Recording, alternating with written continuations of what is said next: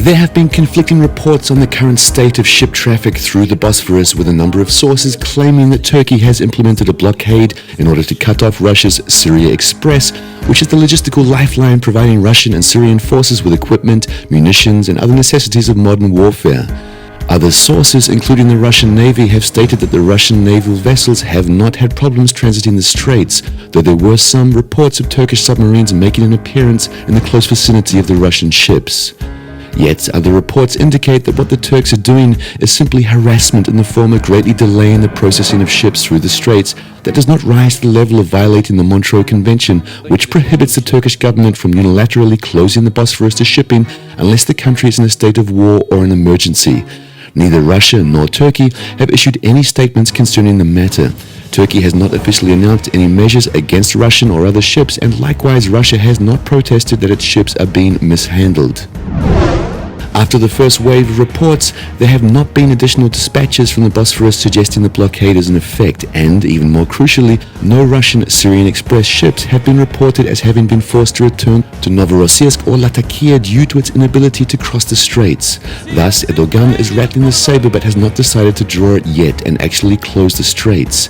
Indeed, considering that he has had that option ever since the Russian operation in Syria began, and that the closing of the straits would actually hinder the Russian operation to a far greater extent than the attack on the Su-24 that killed one of its crew members and led to the loss of a search and rescue helicopter and the death of a Russian naval infantryman, it is odd that he has not made this move yet and opted instead to take the far riskier route of military escalation. The fact that he has not done so suggests the act of closing the straits is not as easy or consequence-free for Turkey as it might appear.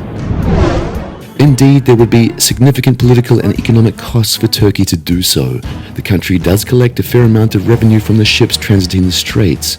If the straits are closed even once, it is highly likely that from now on these cargoes would no longer go by ship but by rail after being offloaded in Greek ports.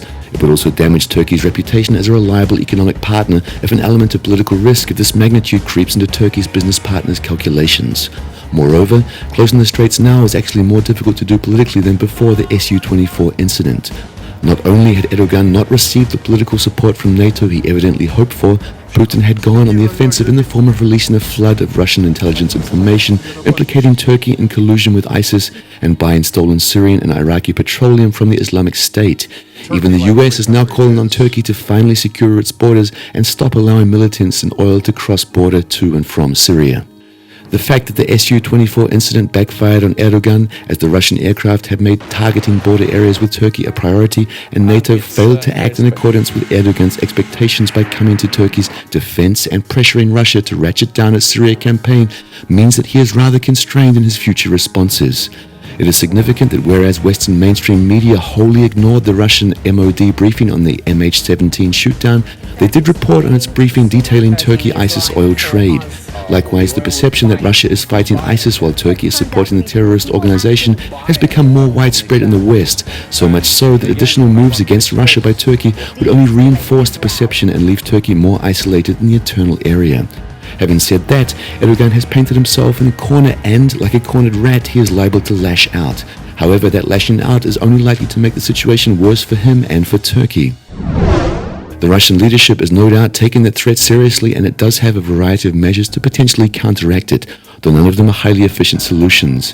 Military action against Turkey is out of the question, as NATO, i.e. US, will almost certainly come to Turkey's aid. Shipping goods via the Caspian Sea or using an overland route to Syria does not appear plausible, considering the current configuration of borders and the extent of territory controlled by the Islamic State.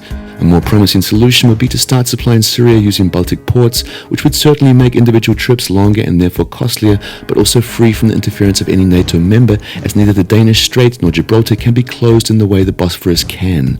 Finally, Russia could attempt to negotiate an agreement with Iraq to establish an air base there, which could be more easily supplied via the Caspian Sea and Iran, and whose existence would allow the number of sorties generated by Khmeimim to be reduced. All of these options are open to the Russian leadership. Erdogan is clearly aware that even the Bosphorus blockade would likely not yield the desired result of crippling the Russian air campaign, which is probably the reason why so far he has not launched an all-out official blockade of the Bosphorus.